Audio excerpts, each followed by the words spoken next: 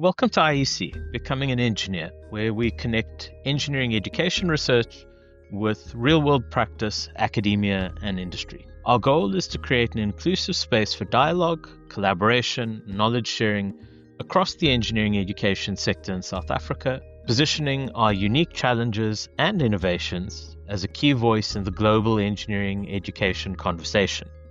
We explore the challenges and opportunities of engineering education in the global South, while linking our experiences to the broader international landscape. Whether you're an academic, industry professional, or a student curious about engineering education and its meaning for your future, this podcast offers meaningful discussions that go beyond research papers to unpack practical strategies for positive change in engineering education spaces. Join us as we bring together diverse voices, bridge some perspectives, and reimagine engineering education for a more connected and impactful future. Hey everyone, I am Lilani Smith. I'm Ruben Davender. And today's episode, we're joined by someone whose personal journey and professional work have shaped the very foundation of engineering education research in South Africa. Professor Jenni Case's path weaves through late apartheid South Africa, the early days of academic development at the University of Cape Town, the founding of the Centre for Research in Engineering Education, and the establishment of the South African Society of Engineering Education. Her leadership continues to evolve, now shaped by her experiences in the United States as the head of the Department of Engineering Education at Virginia Tech. We explore what it means to walk alongside teachers in their complexity, to interrogate how we teach and why, and to look beyond national borders to ask what futures we are preparing for. Our guest for today's podcast is Professor Jenni Case, who, while she's been at Virginia Tech in the United States for a while, is very well known to the South African engineering education community. Indeed, when I started as a full-time lecturer, Jenni was perhaps the name at UCT in terms of engineering education research and driving a great deal of the change that was happening in the spaces. Certainly somebody who, whenever she spoke out about anything relating to pedagogy and how we were shaping our courses and any thoughts around curriculum revision, Jenni was a voice that was listened to by people in our faculty. Even those people who weren't necessarily teaching focused and were at universities with slightly different focuses, there's tremendous respect across the board for what Jenni brought to the table and the insights that she offered. Looking forward to some more insights in the podcast.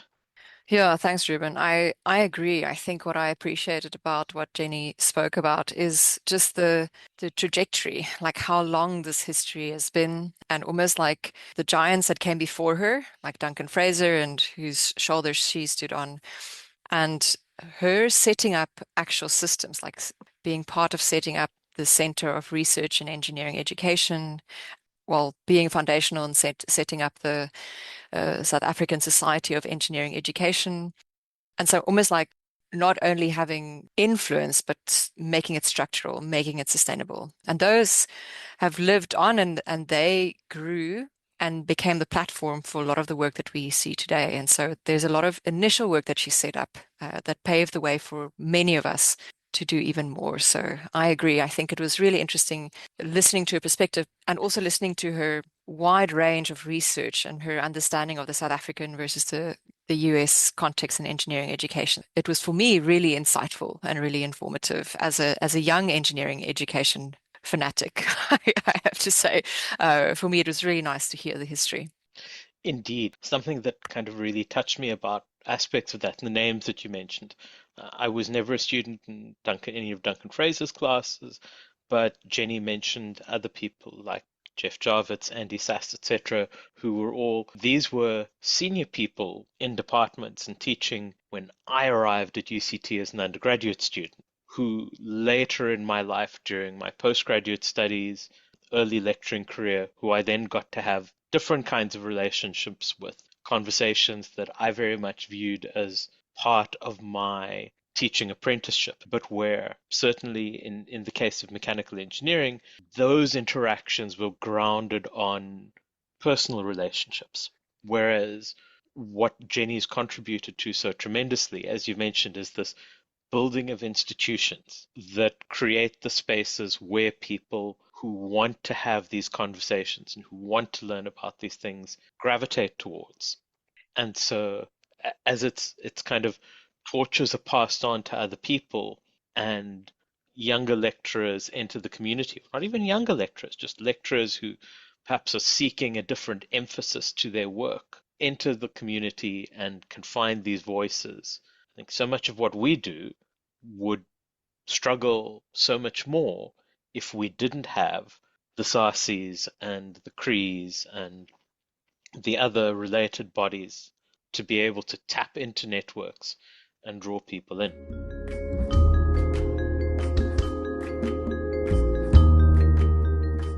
Welcome, Prof. Jenni. Thank you so much for joining us today. Thank you very much, Leilani and Ruben. I'm really honored to be here on your podcast. Yeah, excellent. So Jenni, when you joined University of Cape Town in the mid-1990s, the idea of engineering education research in South Africa was still in its infancy. Can you tell us a little bit about the start of your career from being a student yourself and how you found yourself being embedded in engineering education research by the early 2000s?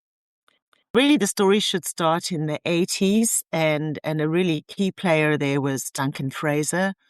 There were other colleagues around who were working with industrial partners to realize that engineering education needed to change, that the country was going to change, and that engineering education needed to be able to serve a much broader range of students than it had done previously. They traveled to the United States and looked at what was happening particularly in minority engineering programs as they were at that point, and came back with some ideas and a real excitement to get engineering education research going. And this was in the early 90s that really the research endeavor became a focus, building also on the work of establishing the Aspect program in that faculty. South African researchers were there right at the start of the emerging of this field. In fact, they were leaders. And I think that part of the story hasn't always been told in that way. So many very modest, self-effacing people who just got on with things. But South African scholars were really international leaders in that field. And in the Department of Chemical Engineering at UCT, Duncan Fraser, together with other really visionary people there, had worked with a local industry partner, being Caltex Oil, which had a refinery in Cape Town, obviously a global company. And they put forward a huge donation to create a position of someone who would become an engineering education expert, researcher, I suppose, developer. And that position was what I came into in 1996, with little idea actually about much. And it was an extraordinary experience. Yeah, I think, thank you for sharing that. I think I love the fact that they were early pioneers in South Africa, already part of the conversation. And thank you for pointing our attention in that direction. I'm curious about your journey and what led you to the research in the end. Like, what led you into the research that you ended up doing from that starting point?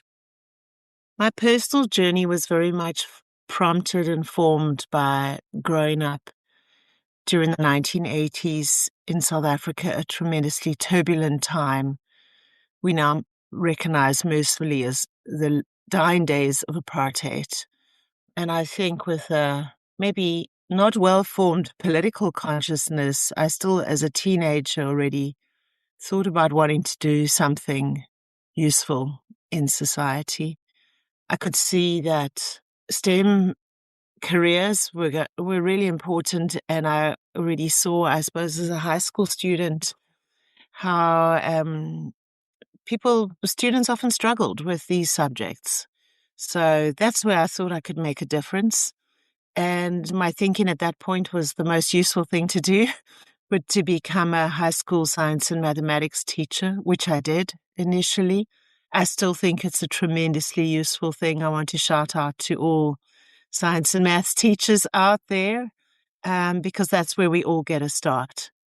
I did that for a few years, And then a growing interest in research did emerge, and I went to do a master's degree in science education at the University of Leeds, which was in the UK, which was doing really interesting work at understanding concepts and conceptual change in science, and how that was a learning challenge, but also how teaching could help students learn conceptually. So I had that master's degree, and then, as I say, started looking at what could be the next steps in my career, and into my mailbox at the high school where I was teaching came an advert for this job at UCT. And that was the most exciting thing in my whole career, and led to so many things that I couldn't have anticipated at the time. Yeah, I mean, that's really interesting. I think for myself, my original interests were to become a math teacher. So I appreciate the shout out to those, and I think it's a really important vocation. In the end, I typically think of myself still now as a teacher, even though we're in higher education. There's the teaching aspect of it. I think it's interesting also your journey in becoming had that teaching component, and then led you to do more research. And I am aware of some of your research really almost like walking this path next to academics in that way. Is there something around the specific research areas that you focus on? Is there some specific thing that focused your attention to the research areas? Like, is there something personally that drew you to what you ended up focusing on in your engineering education research portfolio? What drove you to the kind of research that you're doing? I think the things that piqued my interest while I was still a teenager about the challenges of teaching and learning in science, math, and engineering are really the foundation of what I came to research. So when I joined UCT, I still thought I never stopped thinking teaching was really important. And I had the huge privilege to join a chemical engineering department that was courageous enough to think that someone with a chemistry and physics degrees could learn enough chemical engineering to not do any harm at the first and second year levels, which obviously are such crucial levels for getting going in engineering. So I think that my experiences teaching in science and then teaching in engineering continue to form a lot of my thinking and my research questions. But then absolutely, in terms of formulating research projects, I really chose to work alongside teachers who were doing things that I thought were interesting and pointing in the right direction, and acknowledging that teaching is never straightforward. So maybe at some point early on, I thought I would prove what works. And then I think even during my PhD, I realized that the deeper questions go well beyond proving that something works, but that build understanding. So in my PhD, I was excited to collaborate with Alison Lewis, who's now the Dean of EBE at the University of Cape Town. She was at that point a very innovative and energetic lecturer in the key second year chemical engineering course that students found very challenging. And she was building out an approach, building on other people's work as well, that really focused on conceptual understanding. And that PhD project that I started on, as I say, initially I thought I was going to prove that this was the best teaching technique. And then the questions became even more interesting than that. When I saw how hard it was through my research for students in a very time-intensive, challenging degree to find the time to focus on understanding, rather than maybe taking the shortcuts to just make sure they could pass their exams.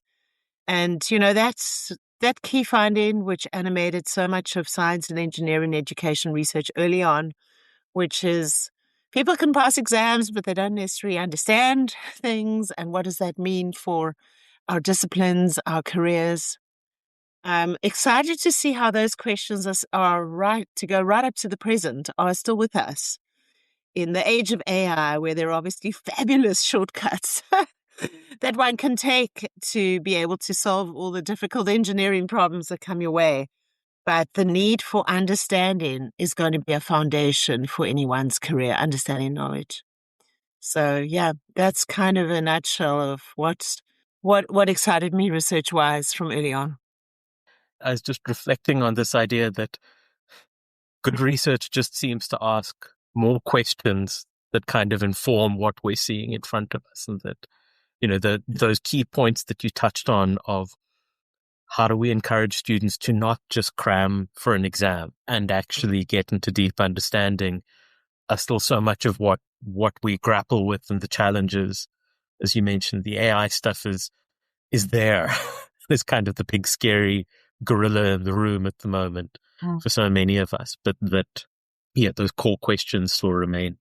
Yeah, I think, what also stands out for me, Jenny, is this idea that you can't prove that one teaching technique works. I think I don't know if it's an engineering orientation, but we often sit with that. Like, what is the right way to build a curriculum? What is the right way to teach something? Like, it's almost like there has to be one way, and we have to be able to measure it absolutely as the best possible way to do this. And I think that, like Ruben has said, like being able to grapple with that complexity, which in every age and in every generation, depending on new technologies that come in, who the generations are that are coming in, those complexities require us almost as academics to grapple and reflect and work with that. So grabbing to something like tips and tricks for best practice might get you into deep trouble or deep waters.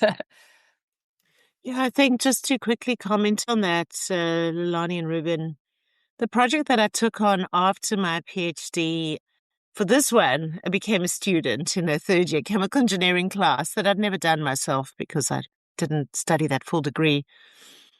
And was again looking at a lecturer who I could see was doing interesting things, and I wanted to explore how that was working. And I suppose I want to make the point, because we say we can't simply prove something, that I don't want to get into some wild relativistic point which just said, everything goes and nothing matters, or everything matters. Like, I also do think that we can come to some core principles that we can see in our work, and then we can grapple with these contextual complexities. If we don't do research that brings up anything of use, we should stop doing it. We should put all our time into teaching. But I do think that the kinds of findings we generate are of a complicated and very contextually relevant form. And so to take up the question of, for a lecturer teaching a particular engineering course in a particular university, in a particular country, particular group of students, I may be an expert in this field, but I cannot off the bat just tell them you should do these 3 things and it will be fab. I think that what that lecturer brings to it, I do think what I can tell you is like, here are some things that are worth focusing your time on. And here's some other things which, they may look nice, but they might have less impact on students' learning. And so I was going to say that the project that I did soon after my PhD, where I sat as a student through this class and worked alongside the other students in the class, doing all the assignments and the exams, but also interviewed all of them throughout on their experiences. And maybe just to say, this lecturer, this was a person who lectured with a piece of chalk in their hand, who I don't think ticked the boxes of necessarily every of the orthodoxy of active learning, but did do some very interactive things in their classes. And what I saw in my research is how students spoke about awareness that this lecturer cared about their success. It was an enormously difficult class. I experienced that too, but that the lecturer wanted them to succeed and was very engaged in trying to make sure that they could get on top of the major concepts to succeed in this class. So I think that those 2 principles that have threaded through a lot of my research through then, a focus on knowledge and a focus on engaging with students, are some key principles, but have complicated details when you apply them in a particular context. I really like that. And I like the idea that you mentioned, you use the phrase, what the lecturer brings to it. It's interesting for me when I think of myself as a young lecturer and my journey. there's a component of bringing yourself into the room almost to teach who you Mm. are that I really struggled with. And I specifically remembered when I started teaching, I just had my master's, and so I could only teach at a first year level. And so as I developed, I could also start teaching fluid mechanics, for example, and I had an academic mentor. And one of the things that really struck me reflecting back on my experiences, I always wanted to create that engagement. And I myself did not feel secure enough in who I was as a lecturer, as a academic, whatever identity you want to call it, to be able to facilitate that connection, that engagement. And it almost led me to, in that context, to teach in a way where I kept it a little bit confusing, a little bit fast paced, unconsciously. It wasn't like I was strategically planning that, but like reflecting back, there was a way where I taught that kept me safe, but kept the students at a distance, which I didn't want, but I didn't figure out how to bring myself into that experience. And I think thinking about how I approach it now, I think that becomes a key element. I like the principles that you've shared, and I think that what you bring to it, I think that's also a really nice element of who you are. And I think the students respond to that. They want to know who you are and why are you taking me on this journey of becoming? Like, why am I trusting you? Why am I going along on this journey with you? So I think those are really, I think those are some really useful key principles. Mm. Yeah, thanks, Lilani. I think teaching is a deeply relational enterprise, and that's my other answer to some of the thinking in the what we call the age of AI. Are teachers going to be replaced by computers? We've been having that argument since about 1952 or whatever. I do think we have to think deeply about how we use our time in the classroom, given the cost of university, and the relational aspect is key. That requires an authenticity. You actually can't fake it in a relationship. It's a particular sort of relationship. And, it's making me think of another really exciting project I had early on. Mags Blackie, who I still work with, was a postdoc of mine early on. And she did a beautiful piece around student-centered learning. And I'm thinking of the title of her paper, which I still go back to again and again. She says, student-centeredness, the link between transforming students and transforming ourselves. And I think that's just at the heart of it as well. Yeah, thanks, Jenny. I think that's really that component of transformation. I think is something that we've perhaps not really unpacked. I think in our context, I think often, I think it's Annette Kolmos that once told me this line. She said, "When we should stop thinking about transferring knowledge and start thinking about transforming. The experience is transformational. We are in a process, like in a relationship, like you say, and the students are in a process of becoming. And our kind of area is to think through how do we create that journey for them around their forming of the engineering identity, which, yeah, thank you. I think that really highlights that transformational component. I'm now very curious what Maggie wrote about that early on. But the big but, sorry that I've always got an extra point to add to you, Lilani. Good. Absolutely transforming of the self, but knowledge is at the center. Yes. So it's also easy to have visions of education that just sound like personal development or finishing school. There is a reason you're studying an engineering degree. Why it's so hard is because there's this complex body of knowledge that you need to become an expert practitioner of. And that is also, that's what makes it fun. Absolutely. I agree with that. I think often I find that knowledge is so full-fronted that we leave the self at the door. And I think it is like you say, there's a weaving between the two, the knowledge and the self and the connection to the student, like almost the ability to inspire the student to come to the knowledge with the same passion. I think like when I taught this, for some reason, I was really into the 3 conservation equations. And it makes me so happy like to see it.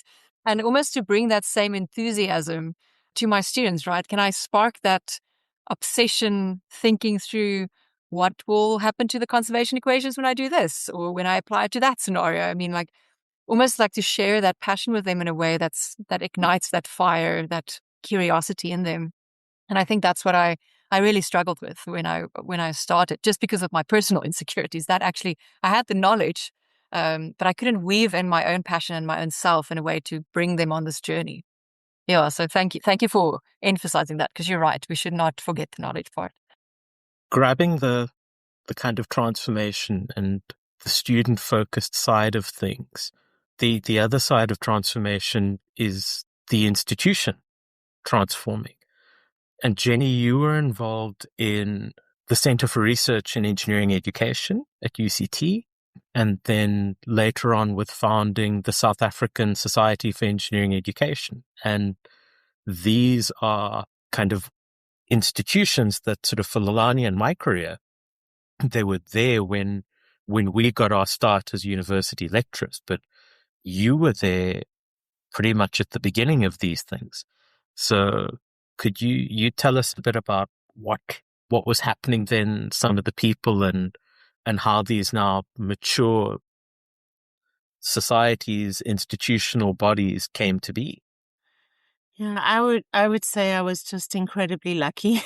As I said at the start, I had no idea what kind of career this could be. I kind of just wanted to do something that was interesting and useful. And I don't even think what I suppose I want to say is, when you look at institutions, it looks like everybody knew what they were doing all the time. And that's how we tend to want to talk about them. But I'm actually interested in dynamic institutions and dynamic communities. So certainly I'm also a great proponent of institutional strength, but I like to see things evolving. And I want to say, before I say anything else, the really exciting thing about South African engineering education, and these 8 years I've been in the US, I've had privilege at times to reconnect with the engineering ed community in South Africa. Nothing stands still. I mean, there's new organizational bodies and collaborations that have been spawned. There's new people who've come into the field. And I just feel so excited about that. So, Ruben, it was my real good fortune to join UCT in 1996.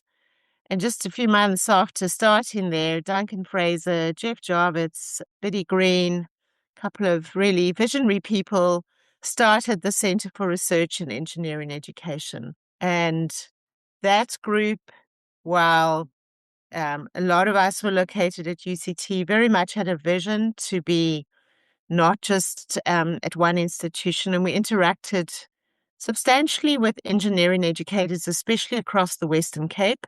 And CREE kicked off a national conference on engineering education. I believe the first one was in 1997, which drew folks from across the country. It was then, in about a decade on, that there was some, again, very visionary people, this time at EXA. I believe Ozzie Franks was heading up EXA at that point, connecting with some key deans in the field, Henk de Jager, Theo Andrew, who started saying, would there be value to form a national body focused on engineering education, a national society? And that was the start of SASEE, the South African Society for Engineering Education. It became a fabulous arrangement for then managing this, what became a biannual national conference, plus some other events that SASEE was able to lead on. And as I said right at the start, the important thing is the story never ends. There is now new bodies and new projects emerging in engineering education in South Africa.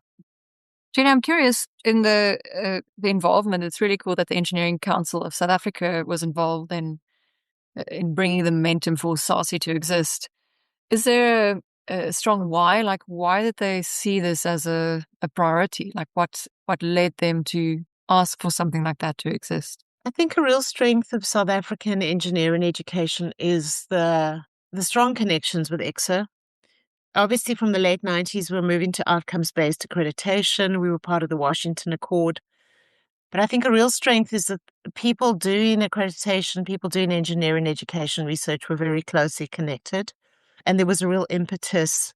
I guess not only were we now in the post-apartheid period, and we were wanting to advance the success of all our engineering students. As I said, that was a big driver for the field.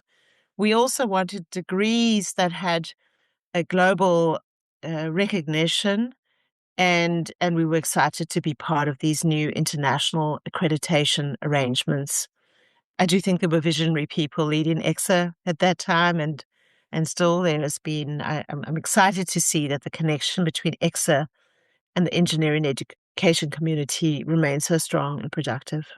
Yeah, really cool. I think that is meaningful. I think it's from someone that came into this community, and I remember when I first heard of who you were, you've left quite a legacy behind in the community, and is still seen as part of the community, of course. That it helped.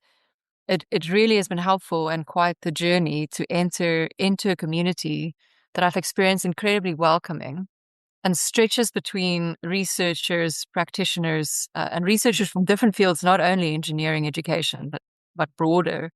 And the close connection to the accreditation body, I think, has been really meaningful for us to do practical work that can kind of filter back into designer curriculums and developing academics and so on. So maybe I should also just say thank you on behalf of those of us that could come could come after. That's been really great. You mentioned earlier that the last 8 years you've spent in the US, and of course there's a completely different context. It's much bigger, of course, in South Africa and broader. I'm wondering in what way your experience and spending time in the US has changed or shifted or influenced your perspective around engineering education. Look, it's been a great opportunity to serve in this role, and I've learned so much.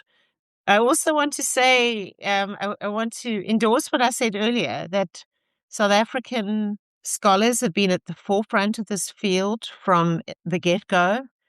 And so, my ability to compete successfully for a leadership position in this field in the US has to be a shout out also to the community in which I was able to develop my research, and a reminder that we stand alongside global leaders in that field. Yeah, what have I learned?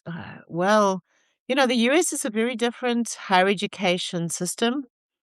One of the things about engineering education in the US has been the very strong federal funding through the National Science Foundation for this field, which has created the possibility of there being a department at Virginia Tech. Again, there were some pretty visionary people 20 years ago who set that up. We built that around a program that was already doing first-year engineering courses. We have a general engineering program at Virginia Tech. All first-year students come into that and they choose their majors at the conclusion of that program. So building on that, though, we were able to establish a PhD program. Well, that was established before I came into the role. I think we must be somewhere, we're not that far off 100 PhD graduates already. I can correct that. I think it's around about 90 or so. It's always changing. We just graduated a couple more. So that has been a model of full-time PhD students, which has been made possible by that kind of funding. So that has meant that field has evolved in particular ways. I think what it has really emphasized for me is, again, I'm sorry to say context yet again, but national and institutional context, and what are the opportunities that one can run with as an engineering education researcher, scholar, developer. And the environment is just very different here in terms of what has been possible. It's presently also most probably in quite a state of flux, so it's hard to predict the next steps in the US. But I think it emphasizes for me that engineering educators and engineering education researchers need to be nimble. They always need to be forward-looking. They need to be looking for opportunities to make an impact. There's always going to be value. Firstly, we need engineers. We need a lot of young people to come into engineering, and we need to send them out on strong careers where they make big impacts in society. So we have work to do. And whatever national context you're in, I did a piece of research where the time compared the US, China, Australia, and then also a piece comparing New Zealand and South Africa, just looking at the contextual environments in which engineering education research has flourished. So, yeah, I've learned so much through being in this different national context. I'm very grateful for all of that. Jenny, you were talking about our graduates going out into industry and their roles over there, and it's so easy for somebody from the outside to think, well, engineering education is about doing research of what happens at the educational institutions. But actually, there's this incredibly strong bridge as the output of the education becomes useful employees in the workplace.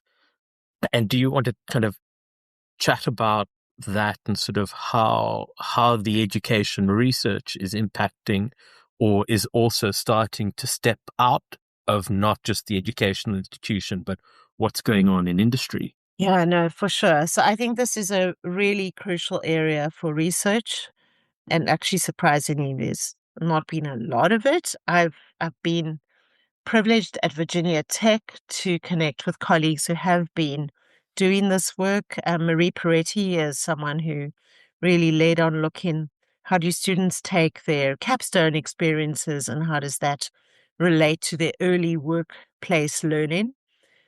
There are other colleagues now definitely looking at what in the US is a focus on workforce development. So that's also sometimes about reskilling people in the workforce. There's a lot of interest in that area. And obviously sprinkle a bit of AI in there, and there's lots of questions in that space. On the South African front, I'm really excited about a piece of work I've been doing with Disa Mabashana at Pretoria, who previously did a PhD with me. And she's been looking at students' transitions into the workplace, so also looking at the key questions we face around employability. And I think that is also absolutely crucial work that is happening. So definitely, it's not just simply a matter of ticking a box and someone got a credential. It is about what are engineers doing? What do we need in engineers to be able to do? And in what ways do our degrees need to sometimes modify the experiences they give students so that they can be successful? And I think what I think is a real strength in South Africa is that we, as a society, never just look at the economic aspects. So, and at the same time, also the economic aspects are really important. So absolutely that people get employed and that they have strong careers, given the investment of, education. But I think as a society, we have a very lively conversation about how professionals make contributions to society. I really applaud that research is going to continue to be important as well. I wonder, Jenny, from a practitioner's perspective, we often hear some industry feedback in terms of teach your student more of this, expose them to this software. What would your ideas or responses be to those kind of points of feedback? Yeah, so this is again not new. I love being in engineering for the sake of always having this robust connection to industry. And I absolutely think it's crucial we have to stay very alive to what is industry needing from our graduates. But at the same time, there's no simple reverse engineering from looking at what is an engineer doing in the workplace and then just say, well, those are all the things we need to teach. So one key thing is that any professional has a really key piece of learning once they have finished formal education and they're in the workplace. We cannot escape that. I know in these very lean times, a lot of industry wants absolutely job-ready graduates. There's definitely a place for us to have experiences at university that are more authentic. So we talk about experiential learning, bridge experiences, capstone, and the like as absolutely key. Problem-based learning has a place there, but there's still a set of learnings that happen when you actually start working. So we should not, firstly, we should not let industry off the hook on that piece, what it takes to take in a new graduate. And I appreciate it's challenging in these times. The second thing is also really related to that, to think in this limited 4 years that we have with a student, what things do they need to learn during that period and what things do they learn on the job? And I think that, I guess for me, becoming an engineer as a way of an induction in a way of thinking about the world. So there's definitely a knowledge connection. There's not only knowing, there's acting and being. There's what it is to be an engineering problem solver. And that broad orientation, and what does that mean to be a chemical engineer or a civil engineer, and how different they are. If we don't lay that foundation during the 4 years, that's not going to happen in industry, because what can happen in industry space is more training. Can we expose our students to every single piece of software they're going to need in the workplace? No. So we obviously, lifelong learning, people need to learn how to learn. This has always been important. This to me ramps up even more. I guess I'm very formed by my years teaching in chemical engineering, because, we taught a curriculum where a lot of the examples, rightly or wrongly, mostly wrongly, were very petrochemical focused. That's definitely less so now, especially at the University of Cape Town, that I think has built out a really exciting curriculum that has a lot more relevance to a broader set of engineering problems. But at the same time, I just always loved this thing that I would have a graduate who go out and work in a paper manufacturing company. And, they may have never in 4 years done anything about the processes for producing paper, but they learned the fundamentals about, reaction kinetics and maybe some solids handling and a whole lot of important fundamentals that you can then apply. So I don't want to shy away from the need for us to think very deeply. What are the core concepts? What are the core ideas? What is the framework of knowledge? How do we need a person to be able to think about the world? We have to make hard calls, and that was really exciting to work in that curriculum reform at UCT in chemical engineering. We did have to, when we brought in some new things, we did. We had to find some places to trim, because you cannot just keep stuffing more and more knowledge in. Because as we said earlier on, people will pass your exams, but they will know less and less, because there's a limit on the time that a young person has to have for studying. So thank you so much for sharing that. I think it's really meaningful to get that perspective, especially in this podcast. We want to really include the different partners in forming the student. And I think you've kind of really almost shown there's different roles, and we play different roles in the student's development towards becoming an engineer. And we have our specific mandate and role in higher education. And of course, they go into industry for further development. I wonder if for the next part, you want to talk us through what lies ahead for you. Mm-hmm. Thanks, Alani. I actually want to start by just reacting. You used this word legacy early on, and I'm a bit allergic to some of the ways. Well, the university is a place where you can definitely start to feel very self-important, I suppose. And I actually really think that's problematic if any field starts to venerate people too much, put them on a pedestal. Because the reality, as I've stressed, is the field needs to be dynamic, continually growing. Some of my story about what happened in the 90s is entirely irrelevant to nowadays, because we face different challenges. We can maybe extract some principles.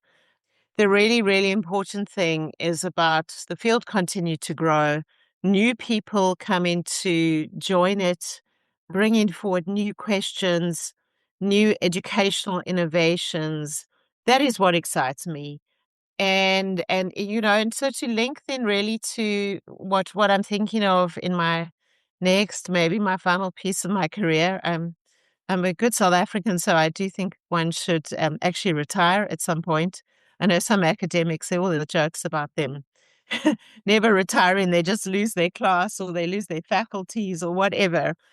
Yeah, but at any rate, I'm at a stage in my career, I'm open to say that, where I really am thinking, so if I think legacy, I think about what do I do for the next generation. It's very different to when you're in your 30s and 40s and you're hustling and trying to maybe establish yourself or something. So it's enormous privilege to also have been in a leadership role. I think the thing I've enjoyed most in my time at Virginia Tech has been working with what we'd call academic staff in building their careers out. That really excites me. And I'm keen to keep focused on that in my next steps in my career. Not entirely sure where I will land, but I want to do something around building the next generation.